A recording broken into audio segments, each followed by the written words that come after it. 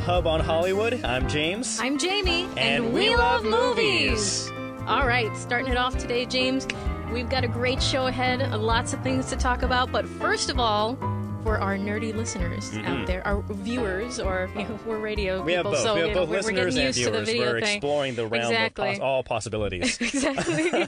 For the aliens in outer space, you never know where the signal goes. How else are they going to watch us? Yeah. All right, we got the answer to the wicked nerdy question. And that is, do you remember what the question was? Yeah, so the question last week was how many mechanical sharks were needed to accomplish and film Jaws, the original Jaws directed by Steven Spielberg? Shot here in Martha's Vineyard. How many sharks did they need and destroy? And the answer is... 3. Tres. Yeah, three mechanical sharks. They just kept breaking down. They couldn't handle the pressure of being directed by such a great director. That's right. Yeah, the spotlight, it does something to you. It really does. Yeah. And the ocean. But anyways, we've got some big local star news. It's a nice little transition. Barely noticed. So our big, a couple of our more famous local boys, Ben Affleck, Matt Damon, coming together once again. You remember them from Good Will Hunting? They're when they've made a couple shot films on. since They've made then. A few since then. They've made after more than 2 decades apart. They're coming back together. Is it really that long? I mean, we always see them in person like all the time. So in my head, I'm naturally thinking that they're always in each other's films, kind of like Adam Sandler and Chris Rock or the rest of that gang. Well, no, apparently they haven't written a movie together in that long, and so this is a brand new film that they are pursuing. It's called The Final Duel. The Final Duel. It's set in 14th century France. And it's odd. So it's definitely not Good Will Hunting. But so the premise per deadline is that the last duel, set in France, is about a knight. I'm not sure which one of these people is playing the knight, who comes home from war to find that his wife has been raped and impregnated by the other one. So I'm not sure if Matt's the knight and Damon's the alleged rapist, or if it's the other way around. So and then they have a final duel to solve this issue. And so there's a little bit of controversy around it because, in the age of Me Too, it just doesn't, some people have been saying, well, why do you have to go there? Why do you have to, does it have to be about a woman who was raped and all of this stuff? But for me, it just sounds a little redundant. It just sounds a lot like Pearl Harbor. You remember Pearl Harbor? Like one of them goes off to war, the other one gets together with the Liv wife Tyler. With Liv Tyler, and it just sounds a little redundant. And it really is like a big stretch. If you think about the first time they worked together and wrote the last film, it was Good Will Hunting. At that time, they were in college as well, or just getting out of college and around that same age. And now, it's 20 years later or so. It's really weird to see. Again, I applaud their courage to try such a weird off-topic topic or a different century, right? But yeah, it does seem to be a stretch. These two Boston guys trying to 14th century France, some French accents. I'm sure they can do it. I'm sure they're capable of doing it. I'd love to hear some Boston French mashup accents. Instead of saying we, it'd be like we wicked, we wicked, yo. What you doing with my wife? Oui. Okay, this is really, I don't know if it's offensive or not, but I'm so sorry. We're just really bad at accents in general. But there's no offense. It's really a compliment. No really, we admire it. So my maiden name is Blanco. My married name is Gallant. And I used to make fun of my husband, and I would say, Gallant. And now it's my name, so, I can't say anything. However, okay, so we're talking a little bit about the controversy around this. That's because Matt Damon and Ben Affleck, they worked with Harvey Weinstein. He was the producer of Good Will Hunting, Miramax Films back in the day. They've been accused of having some tone-deaf comments, since the whole Me Too thing. So that's where a little bit of the conflict comes from. But, we'll see how it turns out. And so their stuff from the past has been incredible. So do we know when it's coming out? Actually, James, to answer your question, I'm not 100% sure when it's coming out. Oh. And we're not sure where it's filming. It could be right here in New England. Or in France. Probably not, I don't know. Probably not in France. But we've had, period films that have shot here recently. We had Little Women, and these are set all over the world, but yet they still come here to New England. And that's so if you want to look out and be in one of these films that's filming now or coming to the area, there are a number of casting agencies that you can do that with. Yeah. There are several great opportunities. You've got Boston Casting, CP Casting, Kendall Cooper Casting, Slate Casting. Go and look for one of these places. You go on their website.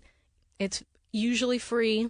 You don't have to pay for the service unless you're a professional actor and you want like the whole shebang. But if you go on one of these websites, you sign up for their newsletter, they will email you. We're looking for so and so. We're looking for peasant-looking people for this scene, or we're looking That's for me right here. pedestrians, or we're looking for X, Y, and Z, and you get the opportunity to be in a film. Who have you worked with in those casting companies? Well, James. I work with lots of people. No, I've worked with almost all of those that I just mentioned. And depending on the project, I've been in big films where they've got hundreds of extras to coordinate in the background, and that's always like really intense, and it usually means long days, and you want to come prepared and listen to the folks that are giving you instructions. Or you can have a scene where it's just like 2 people in the background, 2, 3, 4, 5 people. And those are really awesome because you usually get kind of close to the actor and you get to really, see how things are done and hear the director. And it's always really cool. It's always really cool. Are most directors, most crew members cool with the extras? I'm sure, if somebody is considering being an extra for the first time, they may be nervous if they hear, Ryan Johnson is directing the film. He's so I don't know dreamy. what his personality is like. I don't want to be I don't want to interact with one of those hotshot directors that might yell at me. I've seen the gamut. I've seen the gamut. So Ryan Johnson is just, he's a teddy bear of a human being. He is just a wonderful, wonderful person who came over and was talking to the extras during his break and, and schmoozing, talking about Star Wars and just, totally relatable and down to earth and wonderful. And I love him so much. And then you see directors who are, pretty eccentric and strict. And if you're not in the place that you're supposed to be, I've seen people get kicked off set. So you really need to pay attention to what's going on around you. Listen to the production assistants. Listen to the director. Don't wander off. Where are you going? Don't wander off. And just, be ready to... It's a lot of hurry up and wait. So you're waiting for hours and hours, and then it's time to run. Then it's time to go. So, yeah, that's my advice. Just always pay attention. Yeah. Always pay attention, and don't bring your camera on set. No that's phones. a no-no. That's a no-no. So you saw a movie. Yeah, speaking about interesting directors and those hardcore directors that you don't want to get on the bad side with.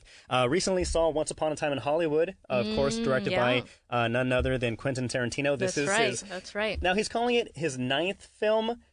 Technically, he's made 10 films, but he considers Kill Bill Volume 1 and 2 to be one. So that's how he's getting away with calling this latest one. Whatever you want. His 9th film. Whatever you want to call it. No, but I actually really enjoyed this movie. It's a little long, 2 hours 45 minutes. Oof, However, it's a little long for me. The time length is a little long, and at times the movie can seem like it's dragging, but that may be because people who go into the film, they may have seen Inglourious Bastards or they've seen another Quentin Tarantino film where there's a lot of action and back-to-back scenes, cut scenes. This one is a little more. He's taking his time with this film. He's letting the characters fully flesh themselves out, and that really helps the film and really helps you.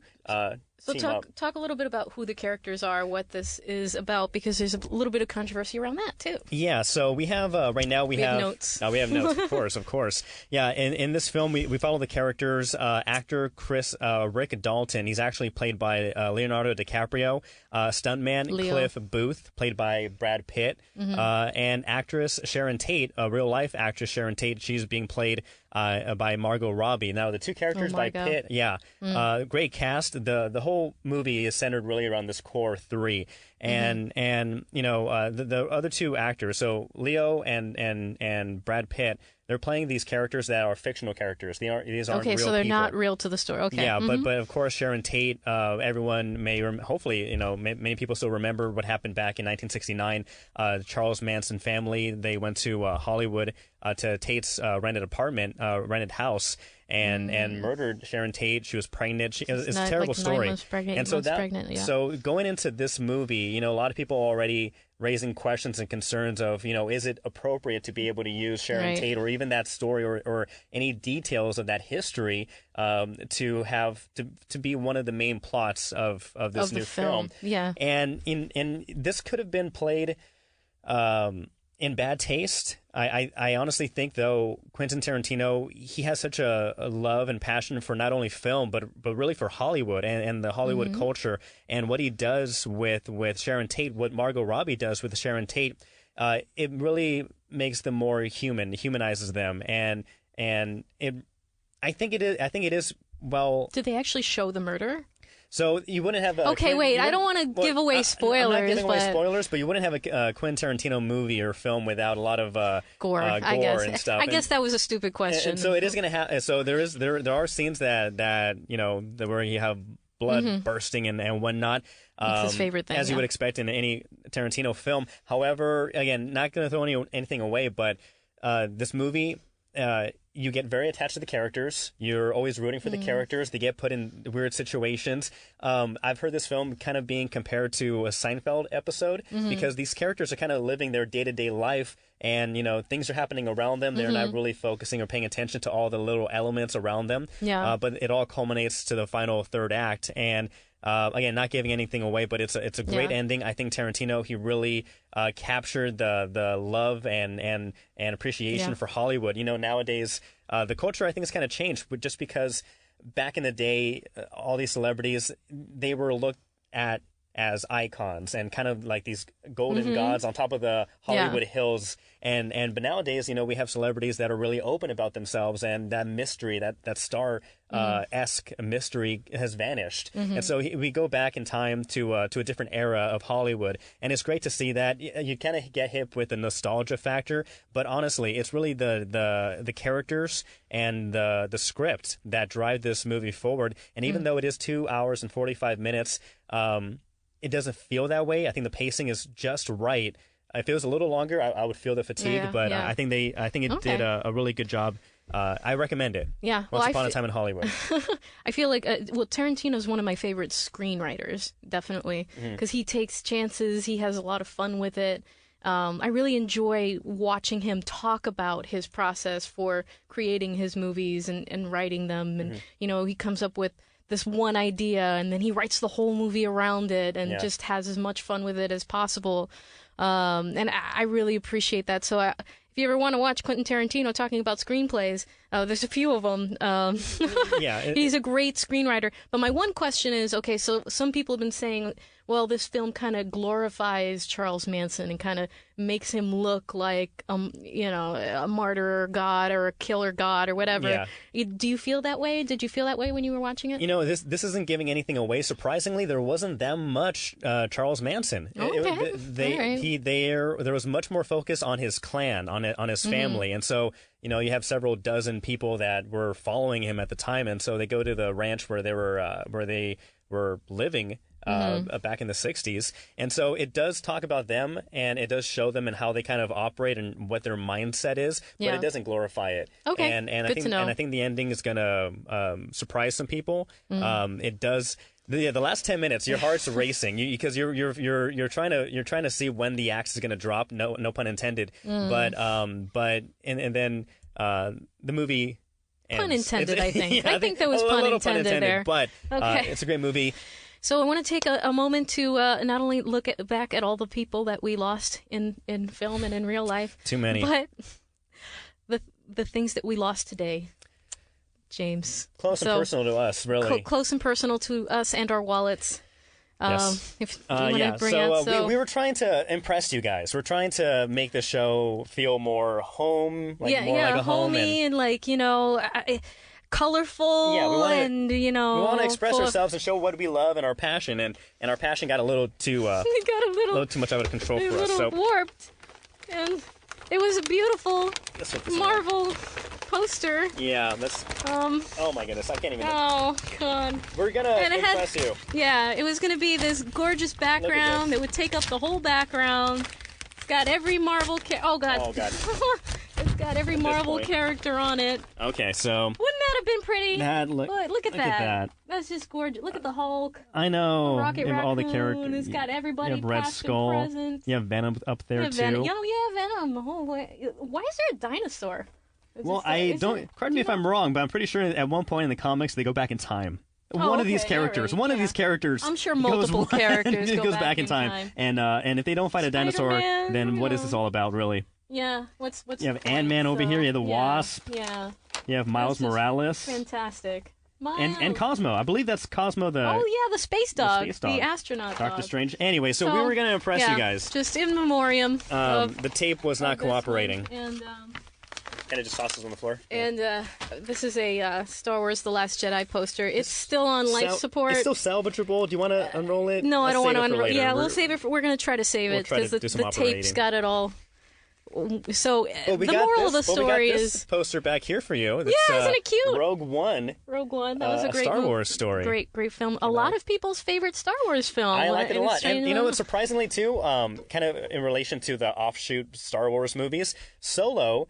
Not a bad movie. It's actually a decent Star Wars movie. The only reason why I didn't see it in theaters, and I wasn't protesting anything or upset how dare you. At directors, it was honestly a little too much Star Wars, a little too much fatigue. Like we had Star Wars. There is not enough Star Wars in the galaxy. But I understand what you're saying. Go for it. Yeah. The only reason why I didn't see it was, I guess, it was a kind of mini protest against Disney because Disney, you don't have to rush all these films out. Take your time. We're going to come and see them. I know we're trying to impress your investors and your stakeholders, but come on, if you need to space them out a little bit more because I waited till Solo was on Netflix and I enjoyed it. It's a good movie. And you could have had more money if I watched it in theaters if you space it out a little. You could have had $10 more. You could have had 10. Or 12, 14 if you bought popcorn more. That adds up to $5 billion, yeah. It's like $20 down to go to the movies. It's really expensive.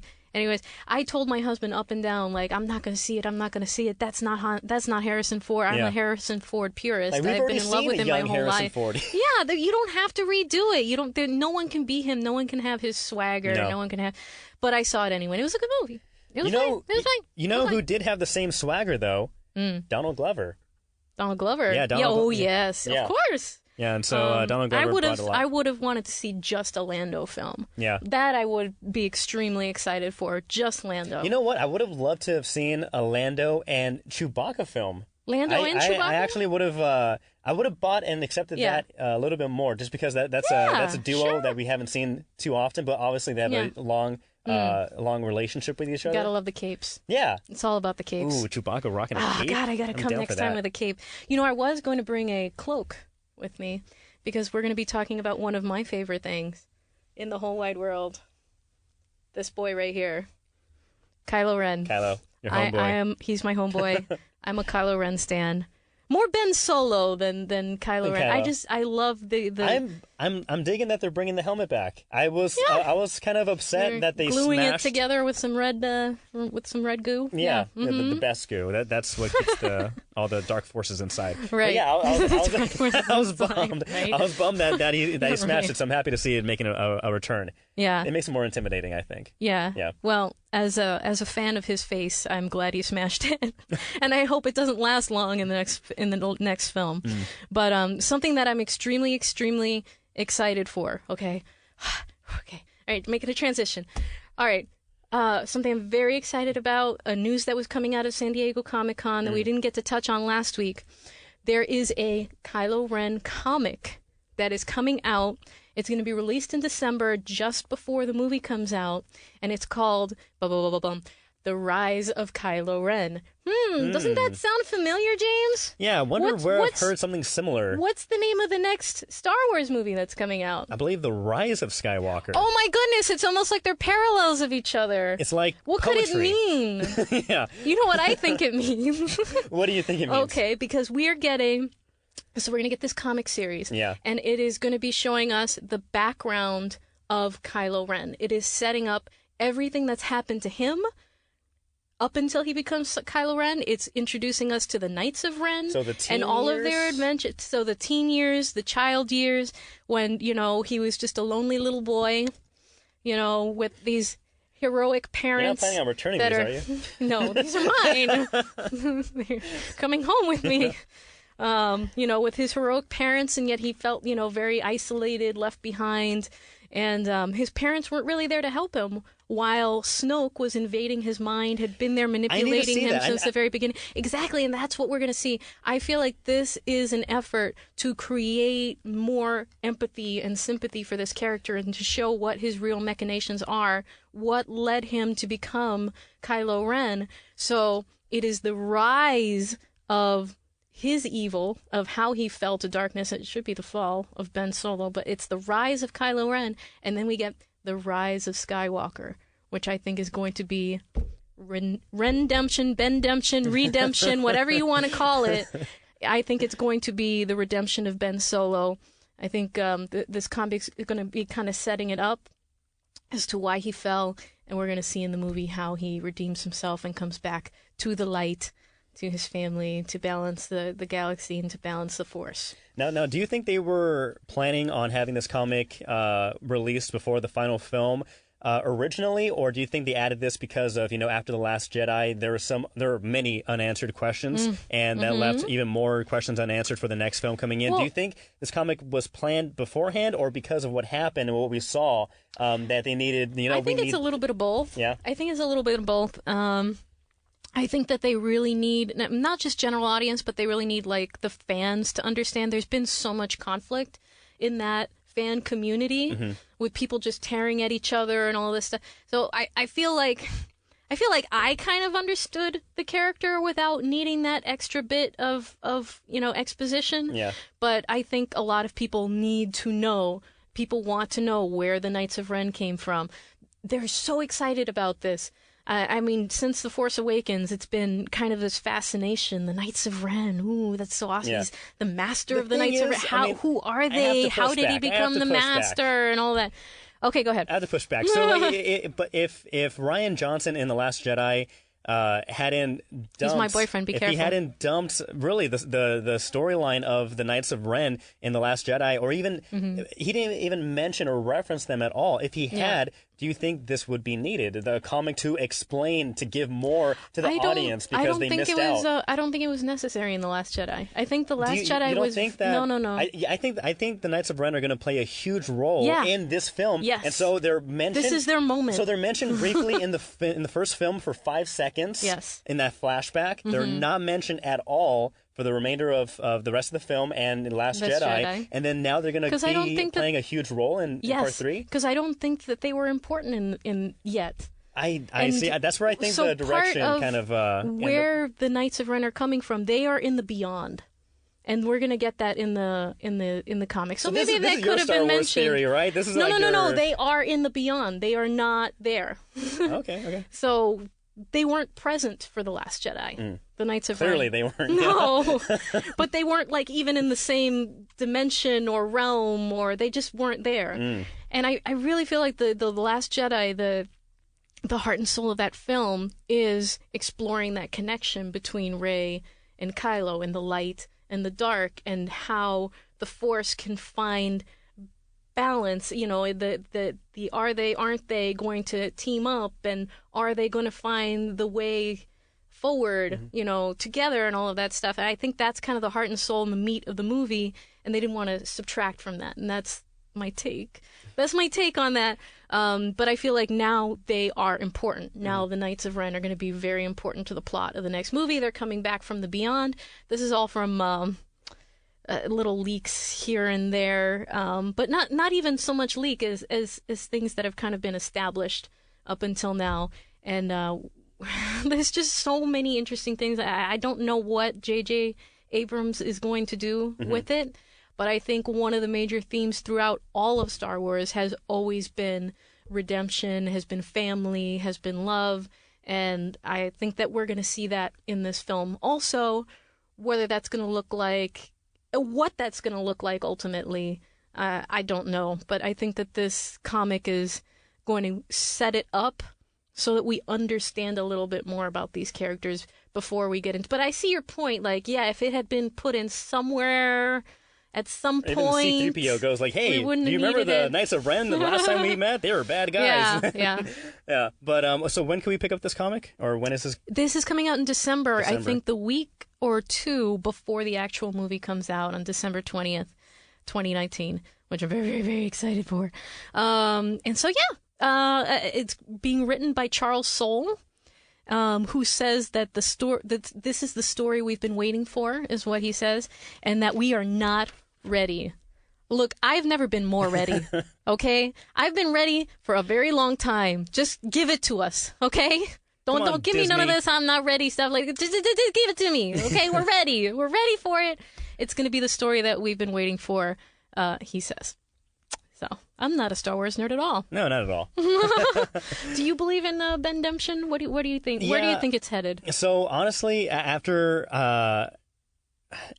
I have issues with The Last Jedi. After The Last Jedi, I've accepted it and I've taken it in and you know, take it as canon, of course. But after The Last Jedi, I really don't know where the direction's going to go. I mean, in The Last Jedi, I was kind of really hoping for this would have been a huge twist and you know, Disney would have had major cojones for doing this, but I would have loved to have seen Rey join Kylo. Yeah, I mean, I kind of would have too. That would have changed the whole game and had me more excited to go see the Rise of Skywalker. Because that's definitely something we've never seen. Yeah, exactly. And we all know back in the original trilogy, George Lucas, he originally planned, and Mark Hamill, he supported it, the idea of Luke joining Vader and turning to the dark side. That was switched out by George Lucas, who thought, you know, that he's the hero. We can't have him, you know, end on a bad guy's note. And so it is obviously the idea, the theory's been tossed out there. I would have liked to have seen it go in that direction.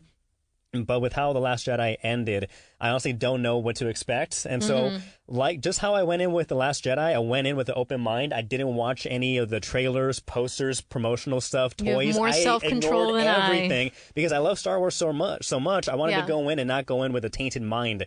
And I left disappointed with The Last Jedi. However, with The Rise of Skywalker, I will go in with a clear, empty mind. I will try to put The Last Jedi behind me and not, you know, have that kind of taint my thoughts going in, but I'm just gonna be open to whatever happens now. Okay. Yeah. All right. Yeah. We'll see.